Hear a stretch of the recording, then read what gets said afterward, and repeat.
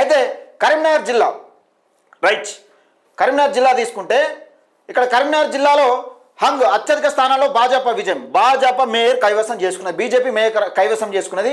ఒకసారి చూద్దాం. కరీంనగర్ కార్పొరేషన్లో మొత్తం 66 డివిజన్లు ఉండగా ఏ పార్టీకి పూర్తి మెజార్టీ రాలేదు. భాజపా 30 డివిజన్లో గెలుపొందగా కాంగ్రెస్కు 14, కాంగ్రెస్ పార్టీ 14 అధికారంలో ఉన్నది. ఒక స్థానిక మంత్రి ఉన్నాడు, ఒక జిల్లాకు బాస్ ఉన్నాడు. అధికారంలో ఉన్న పార్టీకి 14 వచ్చినాయి, బీఆర్ఎస్కి 9 వచ్చినాయి. స్వాతంత్ర అభ్యర్థులు 8 మంది గెలిచిరు.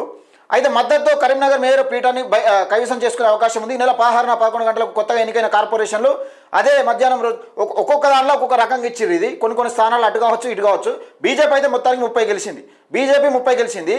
అయితే ఇది ఇక్కడ జరిగింది. అంటే ఒక్కొక్కరు ఒక్కొక్క రకంగా ఇచ్చారు, కొన్ని మిస్టేక్స్ ఉండవచ్చు, నేను చూస్తట్లు. అయితే ఇక్కడ విషయం ఏంటంటే కాంగ్రెస్ పార్టీ ఏ విధంగా చితకీలబడతా ఉన్నది తెలంగాణ రాష్ట్రంలో అధికారంలో ఉండి.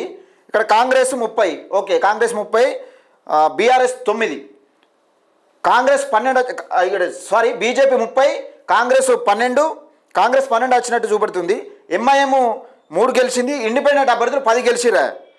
ఏఐఎఫ్బి 2 గెలిచింది, ఆల్ ఇండియా ఫార్వర్డ్ బ్లాక్ 2 గెలిచే ప్రయత్నం చేసింది, 2 గెలిచినట్టుంది. ఇది ఇక్కడ జరిగింది. కాంగ్రెస్ పార్టీ 12 స్థానాలు అంటే ఎంత అవమానం. కాంగ్రెస్ పార్టీ అధికారంలో ఉంది, 2 సంవత్సరాల పరిపాలనలో ఉంది. 2 సంవత్సరాల పరిపాలన అంటే మీరు ప్రజలకు ఏం చేసిరు? మీరు ప్రజలు ఏ విధంగా నమ్ముతున్నారు మిమ్మల్ని?